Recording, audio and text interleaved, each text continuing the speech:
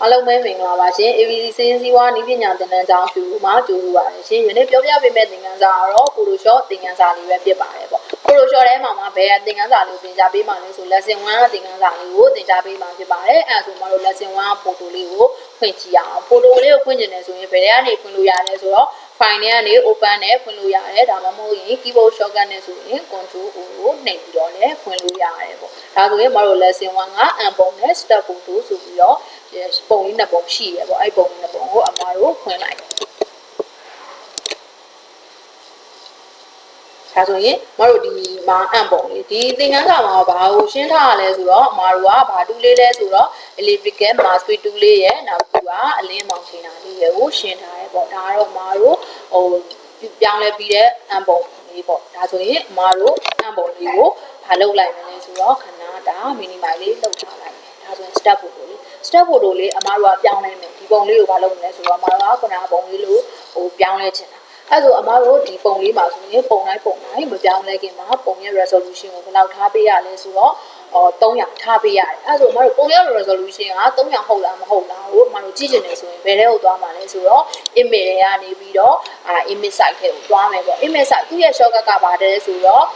order control I ပေါ့အမားတို့ control order I ကိုနှိပ်ပြီးတော့လဲဘာလုပ်လို့ရလဲဆို image site ကိုသွားလို့ရတယ်ဒါဆို resolution ကိုကြည့်မယ် resolution ကဘယ်လောက်လဲဆိုတော့300ပေါ့ဒါဆိုရင်မတို့300ဟုတ်တယ်ဆိုရင်မတို့မပြင်တော့ဘူး300မဟုတ်ဘူးဆိုဒီမှာပြင်ပြီးတော့ဘာလုပ်မလဲဆိုတော့ okay ကိုနှိပ်ဒါဆိုရင်မတို့ resolution တော့ကြည့်ပြီးသွားပြီဒါဆိုရင်အမတို့ဘာလုပ်မလဲဆိုတော့အမတို့ပုံကိုပြင်မယ်ဆိုရင်အမတို့ကမြင်ကွင်းလေးတွေကိုချက်ကြည့်တာရှိမယ်ခြုံကြည့်တာရှိမယ်မြင်ကွင်းလေးချက်ကြည့်ခြင်းနဲ့ခြုံကြည့်ခြင်းနဲ့ဆိုရင်ဘာတူကိုယူမှာလဲဆိုတော့ zoom တွန်းကိုယူမယ် zoom တွန်းကိုယူပြီးတော့အမတို့မြင်ကွင်းချက်ခြင်းနဲ့ဆိုရင်တော့ဘာလုပ်မလဲဆိုတော့ zoom in ကိုနှိပ်ပြီးတော့တစ်ချက်စီနှိပ်တယ်ဆိုရင်မြင်ကွင်းလေးချက်သွားလိမ့်မယ်နောက်ခုမှတော့မြင်ကွင်းလေးကိုပြန်ဖြုတ်ခြင်းနဲ့ဆိုရင်တော့ဘာကိုနှိပ်မှာလဲဆိုတော့ zoom out ကိုနှိပ်မယ်ပေါ့အဲ့ဒါဆိုရင်မြင်ကွင်းလေးဘာလုပ်သွားမှာလဲဆိုတော့ကျင်းသွားလိမ့်မယ်ဒါဆိုအမတို့ keyboard shortcut ကနေမှkeyboard shortcut နဲ့ပေါ့လုပ်မယ်အမတို့ဒီ zoom tool လေးကိုမယူဘဲနဲ့ဆိုရင်အမတို့ဒီပြင်တူကိုရောက်နေရဆိုရင်ဘာကိုနှိပ်မလဲဆိုတော့ keyboard shortcut နဲ့ဆိုရင်အမတို့ control plus နှိပ်မယ်ဒါဆိုရင်ဘာလုပ်မလဲဆိုတော့မြင်ကွင်းလေးကျင်းသွားပါမြင်ကွင်းလေးကျင်းရင်တော့ control minus ကိုနှိပ်မယ်နောက်တစ်ခုက control 0သူကတော့ဘာလဲဆိုတော့ frame in window မြင်ကွင်းအပြည့်နေထားပေါ့ဒါဆိုရင်အမတို့မြင်ကွင်းလေးတွေချက်ကြည့်လို့ရတယ်ခြုံကြည့်လို့ရတယ်ဒါဆိုရင်အမတို့နောက်တစ်ခုကဒါဆိုရင်ကိုကမြင်ကွင်းချက်တဲ့နေရာမှာပုံလေးကိုဟိုဘက်ဒီဘက်ရွှေ့နည်းနည်းလေးရွှေ့ကြည့်နေတယ်ဆိုရင်ဘာတူးလေးကိုယူမလဲဆိုတော့အမတို့ hand tool လေးကိုယူမယ် hand tool လေးကိုယူပြီးတော့ကိုရွှေ့ကြည့်ခြင်းတဲ့နေရာလေးကိုဘာလုပ်လို့ရလဲဆိုတော့ရွှေ့ကြည့်လို့ရတယ်ဒါမှမဟုတ်ရင်အမတို့ဒီပြင်တူးတစ်ခုခုကိုရောက်နေတယ်ဒါဆို hand tool လေးကိုမယူချင်ဘူးဆိုရင် keyboard shortcut ကနေဆိုရင်ဘာလဲဆိုတော့အမတို့ space bar လေးကိုဖိပြီးတော့ mouse လေးနဲ့ဖိပြီးတော့လည်းရွှေ့လို့ရတယ်ပေါ့ဒါဆိုရင်ဒီကိုအဲ့လိုလေးရွှေ့ကြည့်လို့ရတယ်ရွှေ့ကြည့်လို့ရတယ်ဆိုအမတို့ဘာလုပ်မလဲဆိုတော့မြင်ကွင်းလေးနည်းနည်းပြန်ကျုံလိုက်ပြီးတော့အမတို့ဘာလုပ်မလဲဒီပုံလေးကိုပြင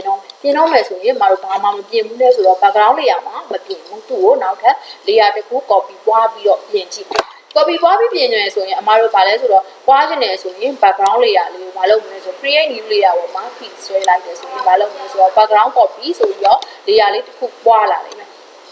အမတို့အဲ့ layer လေးကိုမလုပ်ချင်တယ်လေဖြတ်ကြည့်ချင်တယ်မလို့ချင်ဘူးဆိုရင်တော့သူ့ကိုဖိပြီးတော့ဒီအမိုက်သုံးလေးထဲမှာထည့်လိုက်မယ်ဆိုရင်ပြတ်သွားလိမ့်မယ်နောက်တနေ့အမတို့က keyboard shortcut နဲ့ပွားကြည့်နေတယ်ဆိုရင်တော့ဘာလို့နှိပ်မလဲဆိုတော့ control ရဲ့ G ရဲ့နှိပ်ဒါဆိုရင်လေ layer လေးတစ်ခုပွားလာလိမ့်မယ်ဒီ layer 1ဆိုတဲ့ layer လေးကိုအမတို့က layer name လေးပြောင်းချင်တယ် layer name လေးပြောင်းချင်တယ်ဆိုရင်သူ့ကိုဘာလုပ်မလဲဆိုတော့ဒါပဲ click ခောက်ပြီးတော့ဘာလုပ်လိုက်လို့ရလဲဆိုပြောင်းလို့ရတယ်ဘာလို့ပြောင်းလိုက်မလဲဆိုတော့ GROUP group photo လို့ပြောင်းလိုက်တယ်ဒီဆိုဒီကို photo လို့ပြောင်းလိုက်တယ်အဲဆို group photo ကိုပြောင်းပြီးသွားပြီဆိုတော့အမတို့ဘယ် layer လေးကိုပြင်မလဲဆိုတော့အပေါ်က group photo ဆိုတဲ့ layer လေးကိုပြင်ကြည့်မယ်ဆိုရင်အမတို့အရင်ဆုံးဘာလုပ်မလဲဆိုတော့ image တွေကိုတွားပြီးတော့သူ့ရဲ့ adjustment ကနေပြီးတော့ auto level auto contrast auto color တို့ပြန်ချိန်လိုက်တယ်အရင်ဆုံ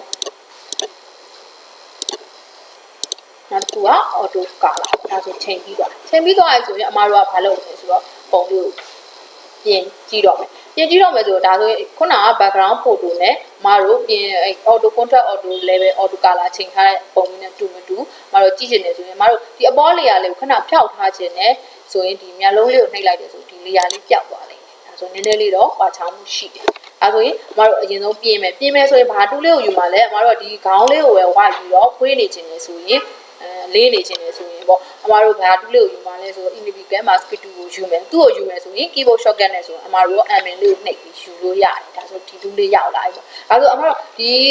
ဒီတယောက်ရဲ့ခေါင်းလေးကိုပဲ white ပြီးတော့ selection ပေးချင်တာအဲ့ဒါဆိုရင်အမတို့ဒီ color လေးကနေပြီးသူ့ရဲ့ခေါင်း color လေးကနေပြီးတော့ထောက်ပြီးတော့အမတို့ဒီ color ကနေဘေးကိုဖြာထွက်သွားခြင်းနဲ့ဆိုရင်เนาะဘာလဲဆို keyboard shortcut ကနေပြီးတော့ shift control order လေးကိုဖိပြီးတော့ဒါလုံးဘာလုပ်လို့ရလဲဆို selection ပေးလို့ရတယ်ပေါ့ဒါဆိုရင်ဒါလေး selection ပေးလိုက်မယ်ဒါဆိုရင်သူ့ရဲ့ခေါင်းလေး color ကနေ white ပြီးတော့ selection ပေးပြီးသားဖြစ်သွားတယ်ဒါဆို selection ပေးပြီးသွားရင်အမတို့သူ့ကိုလင်းညင်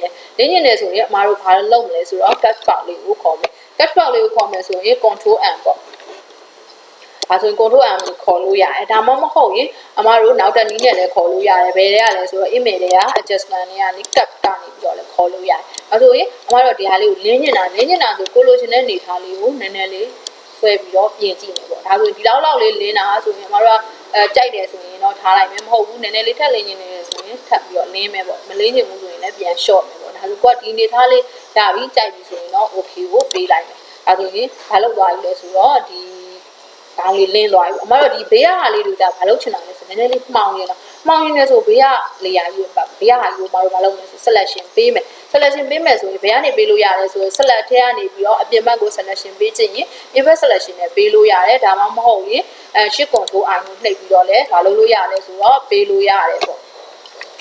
ဒါဆိုရင်အပြင်မှာကြီး selection ဝင်သွားအဲ့ဆိုမတို့ဘာလုပ်မလဲဆိုကပ်ပေါက်လေးကိုပြန်ခေါ်မယ် control M နဲ့ဒါဆိုရင်